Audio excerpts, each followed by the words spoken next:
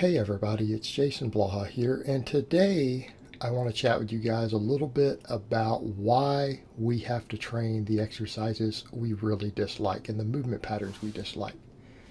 And people would say, well, why? Well, it comes down to muscle balance, comes down to injury prevention, and here's the very simple fact, something that most of us who've been lifting a long time realize, but a lot of noobs don't realize it subconsciously. What is it that you tend to put the most focus on and things you do the most at the gym? Things that you're good at. If you are really good at an exercise and naturally strong at it, you're going to tend to enjoy it more. You're going to tend to enjoy it more. You're going to do more of it. The stuff that you're worse at, you're going to do less of it. Well, that's well and good, but what happens when the stuff that you're worse at is due to an existing muscle imbalance and weakness? What if you have really, really weak hamstrings? What if you have really weak hamstrings? What's going to happen? Well, you might not enjoy any form of good morning. May not enjoy any form of good morning. Well, that's going to be a problem, isn't it? It's going to be a problem. And usually something like a good morning is lifters don't like it to have weak hamstrings. And you'll get lifters who think they have strong hamstrings, right?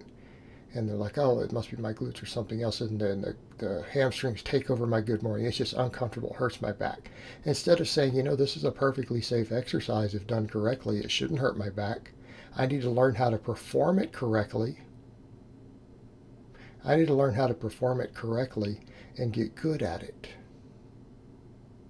Or step back and say, if your hamstrings hurt really badly from an exercise like that, a very simple, basic exercise, what does that tell you? That tells you that there's a major weakness in at least one of the heads of your hamstrings.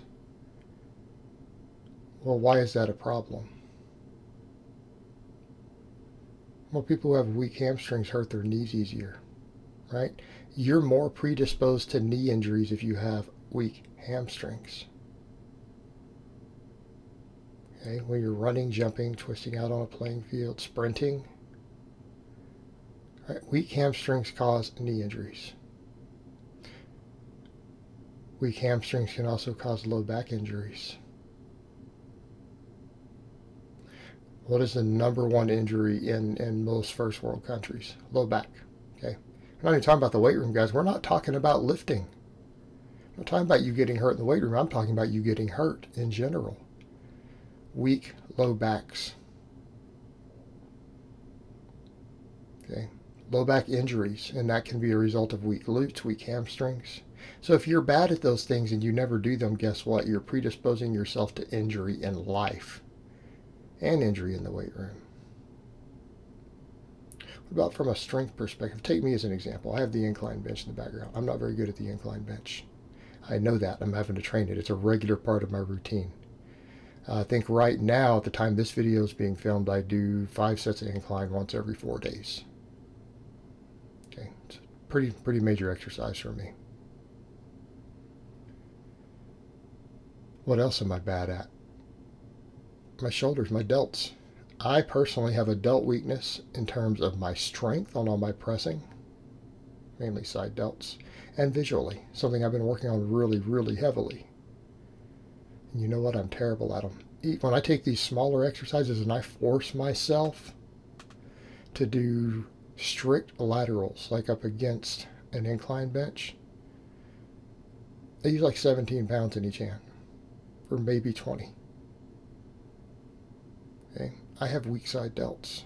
I think some of that carries over to my incline bench too. Yeah. So in my case, I'm bad at these exercises. Well, we go over, and for someone like me, what's my worst lift? What's my worst classic lift? The bench press. I am miles ahead on my squat and deadlift. You go plug in and look at the charts, not even for a master's lifter, but for lifters of any age, I technically have, depending on the chart you use, the standard strength conditioning charts, not necessarily always each powerlifting group's concepts of it, but on strength conditioning charts, I have an elite squat and an elite deadlift for a 20-something, not for a guy in their 40s like I am. My bench press is not. It's advanced. It's like 30, 40 pounds below that elite. Whereas in my deadlift, just like blows it out of the water. Like I'm well past it. Bench is my weak link is in my classic lifts. I'm really weak at the incline, and I have really weak delts. Okay. What's the issue? The issue is I don't have the shoulder structure to support a strong bench press. Now, strong being relative. Yeah, the average gym goer will never bench press what I bench, right? The average gym rat, the average guy who works out, will never in his life touch what I bench. Not going to happen. Unrealistic. Right? Most guys out there, their goal would be, man, if I could hit a 300-pound bench press one day, that would be my dream. Right? And I'm like, well, my bench is well above that, and my bench sucks relative to my other lifts. So we don't mean weak in that regard, but for me, it is very weak compared to other athletes in my caliber. It's weak. Okay, it's my weakest lift. I don't have the shoulder structure to support it. Also, my shoulders get hurt, inflamed easily if I don't do really close grip benching, all sorts of stuff, right? Well, I have a shoulder weakness. I have a delt weakness across the board. I have to do more delts. I'm actually good at overhead pressing, though, surprisingly. I think it's because tricep strength, long head of my tricep, probably contributes. That I'm good at the technique of it. I understand how to use leverages correctly on the overhead press. But that aside, I'm weak at that. Therefore, I have to do more of it. And I avoided it for a long time. But I'm weak at it. I need to do more of it. So people would say, well, why does this matter for even these purposes? Because strength imbalances on big lifts indicates muscle imbalances. Okay? A muscle imbalance predisposes you to injuries. Ideally, and I don't care what you're training for, guys. I don't care if you're training to look good naked. I don't care if you're training for powerlifting. I don't care what it is that you're training for. You should make sure that you have good development in every single muscle in your body. And by good development, I don't mean perfectly balanced aesthetics. Now, if you're trying to chase the looks, then you obviously need that. But what is classic aesthetics based upon? Muscle balance. But we definitely care about that muscle balance of how it affects performance, because if you're weak at a movement pattern, if there is an angle or line of pull or push through which you are far weaker than others, it means you have a muscle imbalance that could potentially hurt you.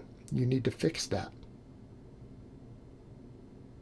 And if you do, not only are you going to be safer, you're probably going to look more jacked. Because adding more muscle to your weakest links is never going to make you look less jacked, right? If your delts or your hamstrings or any other muscle in your body happens to be a weak link and you increase the size of it 30%, are you going to look less jacked? Has any guy ever got less jacked because his delts grew?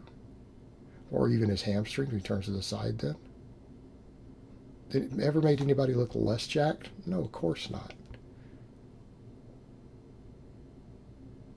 And I'll go so far as to say, as guys will say, well, this guy on stage. No, you're talking about a guy on stage. In person, adding 4 inches to your thigh has never made people look smaller in person. Okay? So people need to drop that nonsense. They're going to look smaller because their legs get bigger. Yeah, maybe when you're on a camera like I am, and my legs are bigger than my arms, but when you meet that person and you're standing there next to them, they don't look smaller, or their arms or chest don't look smaller because their legs got bigger. That doesn't work in person. So that's an internet argument. Okay, that only applies on the internet when you're running around in a thong or a pair of shorts like I do, where they can see you top to bottom rather than up close. So again, nonsense. But the point here being, the reason you don't like to do a movement is because you're bad at it, or it's uncomfortable or awkward. And if a movement pattern feels awkward it means you have a major muscle weakness that's causing it. Alright guys, well that's really all I have to say on that today. I hope it's been informative, and I will talk to you guys next time.